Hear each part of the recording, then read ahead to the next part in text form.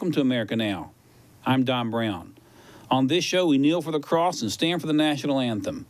We support our military and pray for our country. And we understand and proclaim that the United States of America is a republic, not a democracy. And we support the Constitution of the United States of America without adding to it or detracting from it. And we support it according to the intent of the Founding Fathers.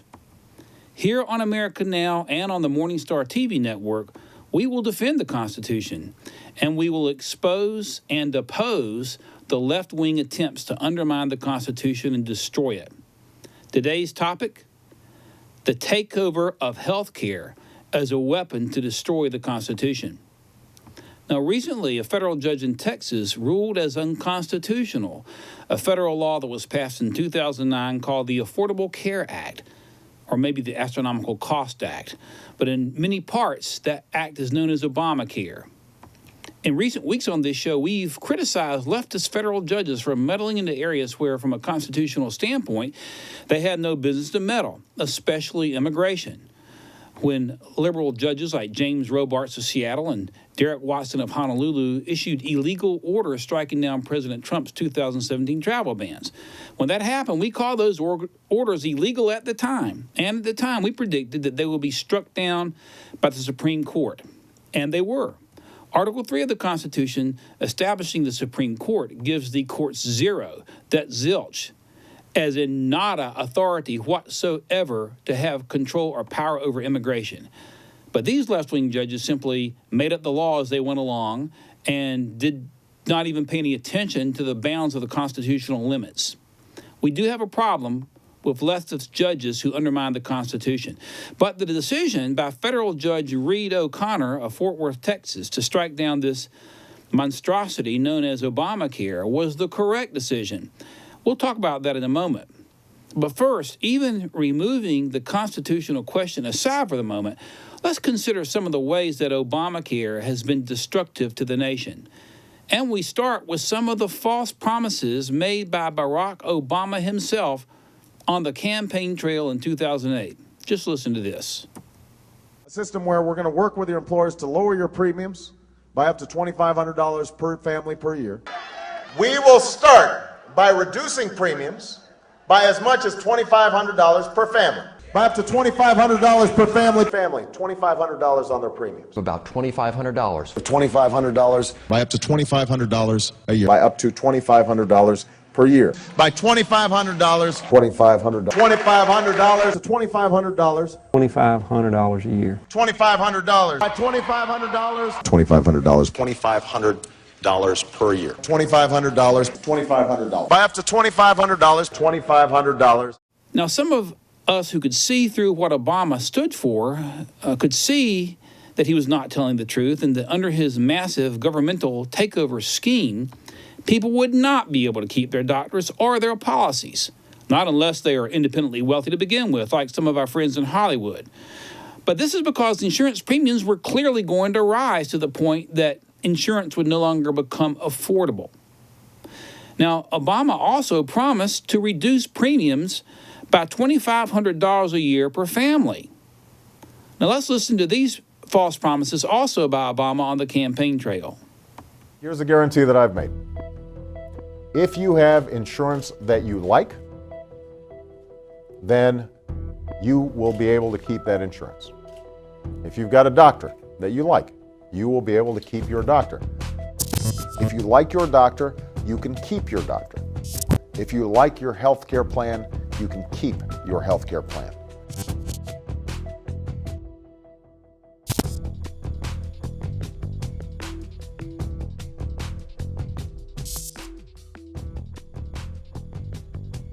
It's a very simple declarative statement that was said over and over again. But now, in fact, for about 15 million Americans who have individual health insurance, that's not true. CBS News confirms more than 2 million Americans have been told they cannot renew their current health insurance policies. We said from the start that it was going to be important for us to be consistent in saying to people, if you want to keep the health insurance you got, you can keep it. That you're not going to have anybody getting in between you and your doctor in your decision making. And I think that some of the provisions that got snuck in might have violated that pledge. So if you're getting one of these letters, just shop around in the new marketplace. That's what it's for.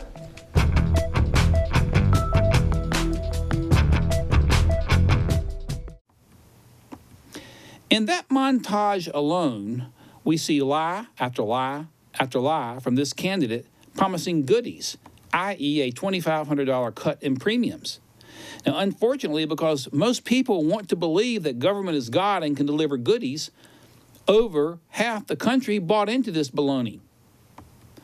On 16 different occasions in that one montage alone, from June 17, 2007 until August 7, 2008, Obama kept promising the same set of undeliverable goodies. We'll cut your premiums, $2,500, he said. That promise was disingenuous, and he knew he could not deliver it from the beginning.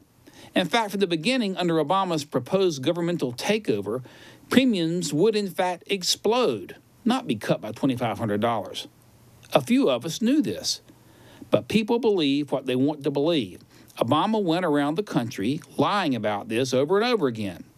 And now that this federal judge in Texas has struck down Obamacare as being unconstitutional, Obama is running around the country trying to get people to sign up for Medicaid. Now, why is he doing this? Because the Democrats must create a permanent social underclass of people that are dependent on governmental money and goodies. That's what this is about, moving to a single-payer system controlled by the government, with the emphasis on the control part. Think about how ridiculous that is, though. The notion that the government can force private insurers to reduce prices of $2,500 and make that stick. You know, that's kind of like the government saying, hey, now we're going to make your grocery store lower the price of milk by $1 a gallon. Or, hey, we're going to make McDonald's charge you 25 cents a sandwich for a bacon cheeseburger. Or something like, hey, you know, we're going to reduce the price of your car by $5,000. Now, all that sounds nice, but you see how ridiculous that is? The government doesn't know anything about making cheeseburgers or building cars or milking cows or the cost of milk. And it especially does not know anything about health care. Now, who's Obama to say, hey, I think you need to take a penicillin for that headache? Or, hey, you've got appendicitis, so we're going to do a tonsillectomy. He is a community organizer. What does he know about health care? The answer is he knows nothing. Government is not in the business of these things. But that does not matter to the socialists. They promise candies and goodies. The public doesn't know any better because they want to believe that government is God and can deliver them these goodies, hook, line, and sinker. And they elect people like Barack Obama to office. We've got to wake up. We've got to get the word out. The whole government healthcare takeover is a power grab. It is a redistribution of wealth and an avenue for government to get information into our private lives by gathering data to be later used for political purposes. It is an absolute affront to the Constitution on multiple levels, which we'll talk about. But, you know, here on America Now and on the MorningStar TV network, we believe, as I've said, that the Constitution is a great gift from God, as our forefathers had godly wisdom to understand the nature of man and the need to keep government in check. The founders understood that absolute power corrupts, and power corrupts absolutely. Now, last year, Rick Joyner and I did several TV shows in the series on the Constitution. Those shows have now been produced as an introductory constitutional course, which we hope you will find helpful in getting a basic understanding of the Constitution. Let's take a quick break for a sneak preview. If we are going to be we the people, we got to hold our Congress their feet to the fire.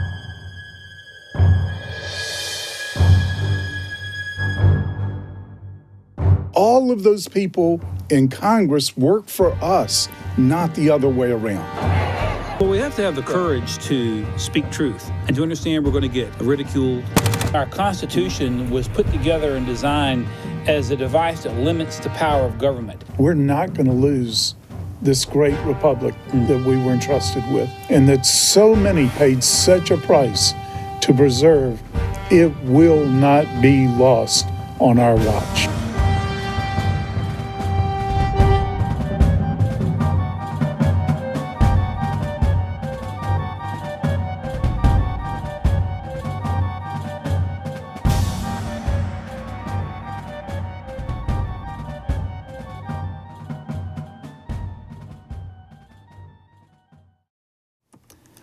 Now, welcome back. We said earlier that the decision by the federal judge in Texas to strike down Obamacare is, as unconstitutional, is in fact correct.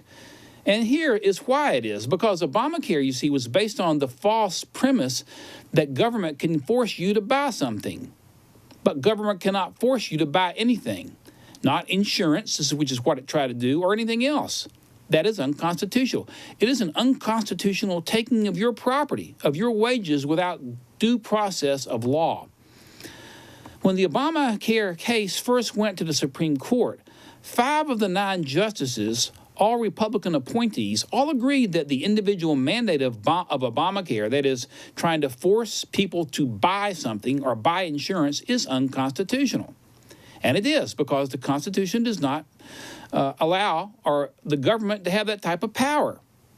But for some strange reason, Chief Justice John Roberts, after first agreeing that this mandate violates the Constitution, then turned around and said that he was going to treat the mandate as a tax, a tax, a tax. Now what? See, Congress cannot force you to buy anything, but it could raise taxes. Roberts said this, even though Obama's own lawyers arguing before the court said the mandate is not a tax. Obama ignored them to try to save Obamacare. Excuse me, Chief Justice Roberts ignored them to try to save Obamacare by calling it a tax. And guess what? The 4 Democrats jumped on board and decided to save Obamacare by calling the individual mandate a tax.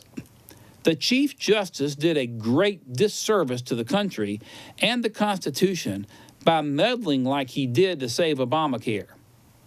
Now, President Donald Trump campaigned on repealing Obamacare, as did many members of the Congress who were Republican. But the Republican Congress did not have the guts to pass a full repeal. But they did repeal the heart of it, that is the individual mandate, which Roberts called a tax. So after the Congress repealed the individual mandate, the state of Texas and 19 other states sued to have Obamacare again declared unconstitutional. What was their argument? They used Chief Justice Roberts' own words against him. By repealing the individual mandate, which Congress did, Justice Roberts no longer has an excuse to call it a tax because it's been repealed.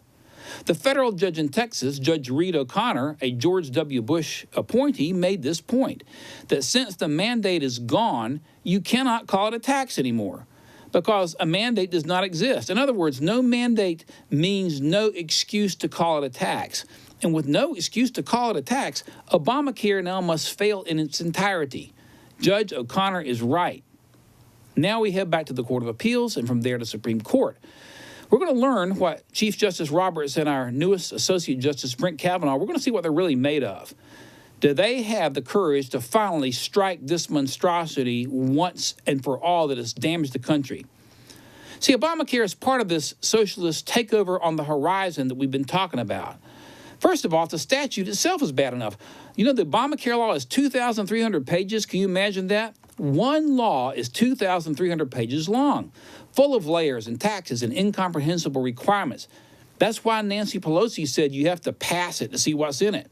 None of these Democrats read it, and Americans are penalized by it. But you know what? As bad as the law is itself because of taxes and regulations and mandates, the Obamacare regulations, which were passed after the law, are even worse. The biggest damage is done by these regulations. September 11, 2012, the House Ways and Means Committee issued a report on Obamacare regulations and reported that these regulations are so draconian under Obamacare that it would take 80 million hours per year for American businesses to comply with all these regulations. That's 80 million hours of compliance that simply were not there before. And part of the problem is at least half the businesses that are affected are small businesses. They don't have the money or the manpower to comply. Many have gone out of business. So regulations under Obamacare have killed many small businesses. On May 15th of 2013, the Washington Post, which is, is a pro-Democrat paper, reported that Obamacare had resulted in a total of 13,000 pages of regulations, and that was that time, May of 2013, 13,000 pages. The Affordable Care Act is just one law, a monster law of 2,300 pages. But in addition to that, to the law itself, we get another 13,000 pages of regulations. These regulations are all laws in and of themselves, where the federal government can come in and punish small businesses and average ordinary people who do not comply with these 13,000 pages of regulations. How can you stay on top of it? How can the average person keep up with a law that's over 2,300 pages and regulations of at least 13,000 pages on top of that? And some estimate that by now there are over 20,000 pages of Obamacare regulations.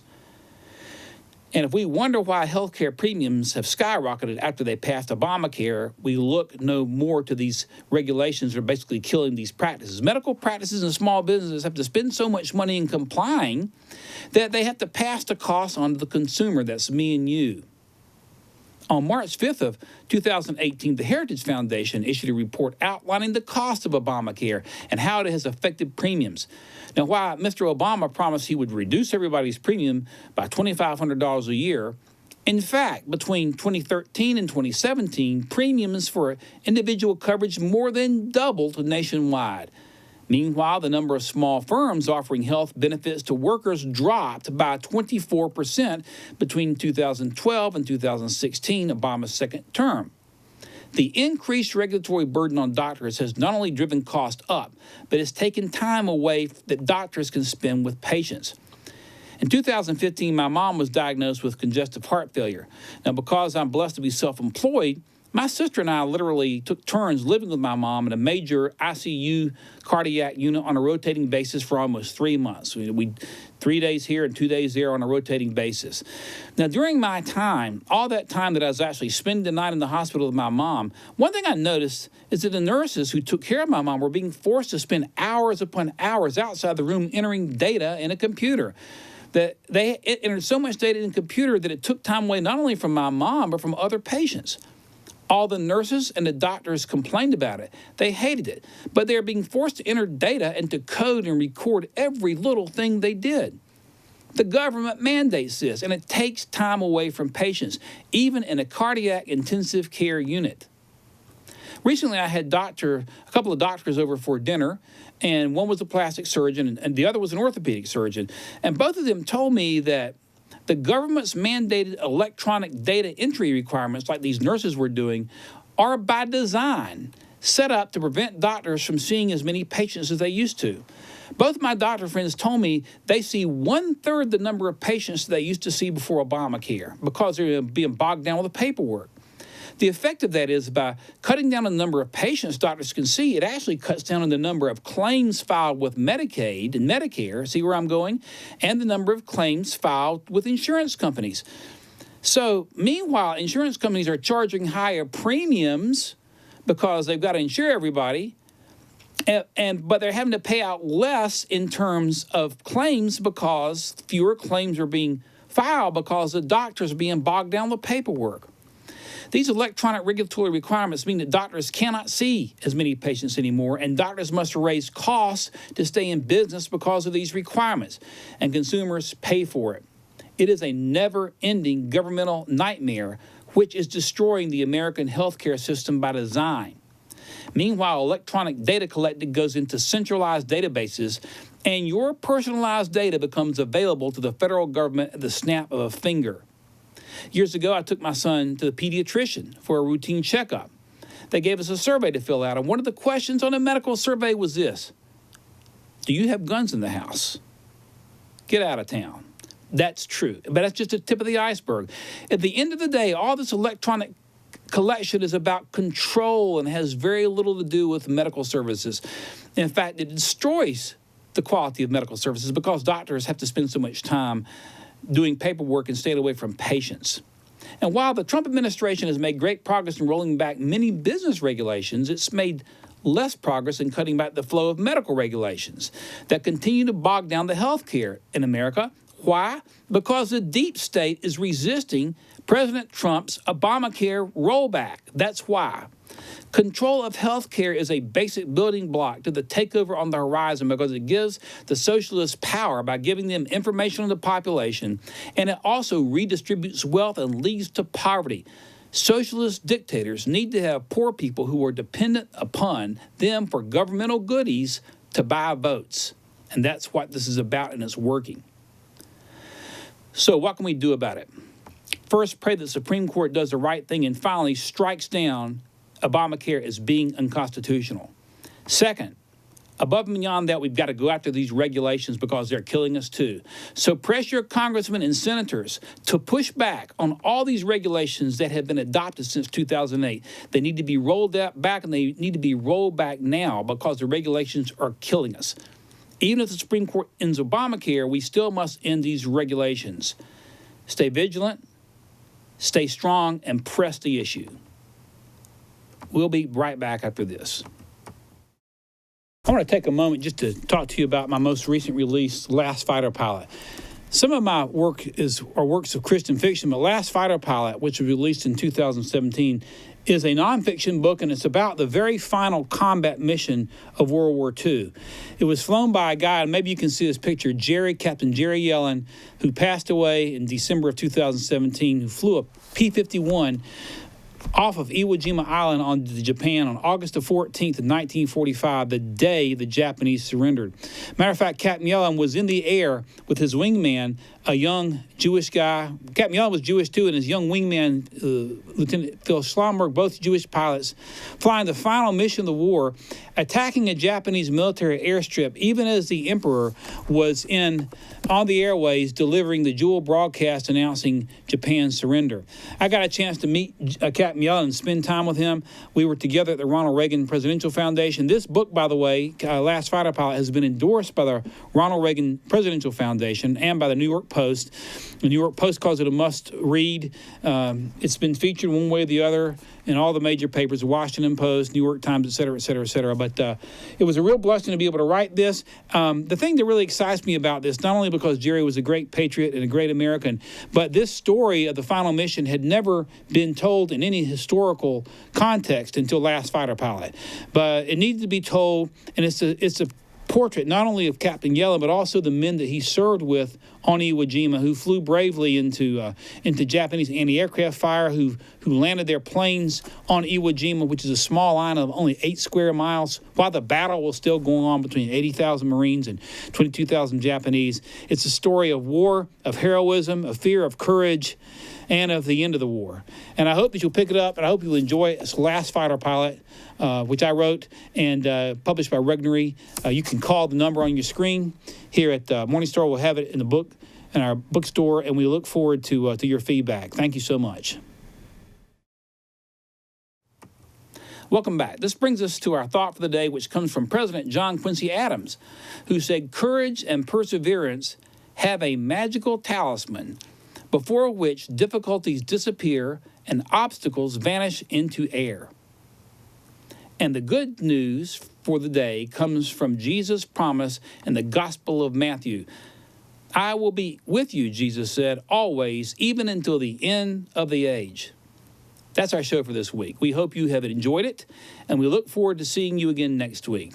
Until then, remember, America first, America always. God bless America.